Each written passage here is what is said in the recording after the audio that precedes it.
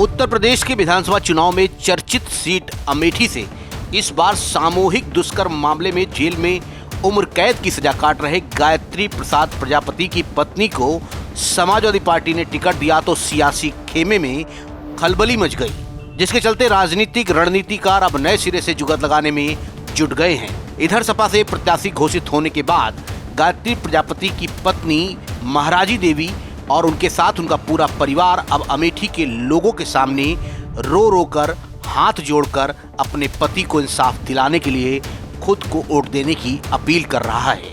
आज अमेठी के ताला गांव में डोर टू डोर कैंपेनिंग पर निकली सपा प्रत्याशी महाराजी प्रजापति और उनकी दोनों बेटियों ने जनता से हाथ जोड़कर रोते हुए गायत्री प्रसाद प्रजापति के लिए इंसाफ मांगा और अपने लिए वोट की अपील की। छोटी बेटी सुधा प्रजापति ने रोते हुए जनता से अपील की और कहा कि आप सबसे सिर्फ हाथ जोड़कर विनती है कि एक एक वोट देकर मेरी मां को जिताएं और मेरे पिता को वापस लाएं। उन्होंने आगे कहा कि आप सब सोचिए कि एक मेरे पापा ठंडी में वहां सबको कंबल देते थे, अब वह ठंडी में कैसे रह रहे हैं, हम लोग कैसे रहते हैं, उनसे मिल नहीं पाते। आप सब मदद करें, मेरे पिता को बाहर निकालें, ये सरकार बहुत खराब है। एक गांव बर्बाद कर देता है, एक शहर बर्बाद कर देता है। आप सबसे सिर्फ हाथ जोड़कर विनती है कि एक एक वोट देकर मेरी मां को जिताए और मेरे पिता को वापस ले आए। महाराजी प्रजापति अपने पति को न्याय दिलाने के लिए पिछड़ों के बीच लगातार भावनात्मक अभियान के जरिए वोट बैंक साधने में जुट गई हैं। गायत्री सामूहिक दुष्कर्म मामले में जेल में उम्र कैद की सजा काट रहे हैं। 2 बार उनकी जमानत निरस्त हो चुकी है, जबकि जमानत के लिए उन्होंने किडनी, हृदय सहित कई बीमारियों का हवाला कोर्ट को दिया था। सुप्रीम कोर्ट ने उनकी सभी दलीलें खारिज कर दी थी। जमानत रद्द होने पर वह विशेष अदालत में रो भी पड़े थे। तभी से उनकी पत्नी अमेठी क्षेत्र में पिछड़ों को लामबंद करने में जुट गई थी। वह लोगों के बीच जाकर पति गायत्री प्रजापति को अमेठी का बेटा बताकर न्याय की गुहार लगा रही हैं। लोगों की सहानुभूति उनके साथ जुड़ती देख जनता के बीच उनको सबसे मजबूत प्रत्याशी की श्रेणी में रखा गया है।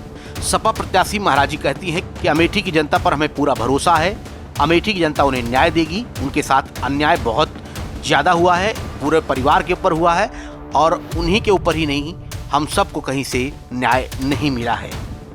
वो तो उठाएंगे भैया, वो तो विरोध करेंगे। हमारे साथ कहाँ इंसाफ हो रहा है, कहीं से नहीं हो रहा है, वो तो विरोध ही करेंगे। अच्छा, आपको लगता है कि मंत्री जी के साथ जो हुआ है वो अन्याय हुआ है, इस बार उनको इंसाफ अमेठी की जनता देगी? हाँ, अमेठी की जनता को पूरा भरोसा है कि अमेठी की जनता उनका न्याय देगी। उनके साथ अन्याय बहुत ज़्यादा हुआ है, कहे कि नहीं बहुत ज़्यादा हुआ है। हमारे पूरा परिवार पर भार है, वो नहीं के ऊपर नहीं, हमको सबको कहीं से न्याय नहीं मिला। गौरतलब है कि अमेठी विधानसभा का मुकाबला इस बार दिलचस्प होना तय है। सपा ने तो अपना पत्ता खोल दिया है, लेकिन अभी कांग्रेस व भाजपा की ओर से उम्मीदवार घोषित नहीं किया गया है। उम्मीद है कि जल्द ही इन दलों से भी प्रत्याशी आने की संभावना है। वर्तमान में इस सीट पर भाजपा से अमेठी राजघराने की बहू गरिमा सिंह विधायक हैं। जानकारी के अनुसार भाजपा की ओर से जो 3 नाम टिकट के दावेदारों का भेजा गया है, उसमें से 2 महिलाएं राजघराने की हैं। तीसरा नाम जिला पंचायत अध्यक्ष राजेश अग्रहरी का है। बहुजन समाज पार्टी ने रागिनी तिवारी को टिकट दिया है। फिलहाल जो सियासी माहौल बनता नजर आ रहा है, उससे ये माना जा रहा है कि प्रत्याशी जो भी बने, अमेठी का मुकाबला इस बार कांटे का होगा। अमेठी से नाउ 44 के लिए शुभम की रिपोर्ट। सुल्तानपुर और अमेठी की सबसे पहले और सबसे तेज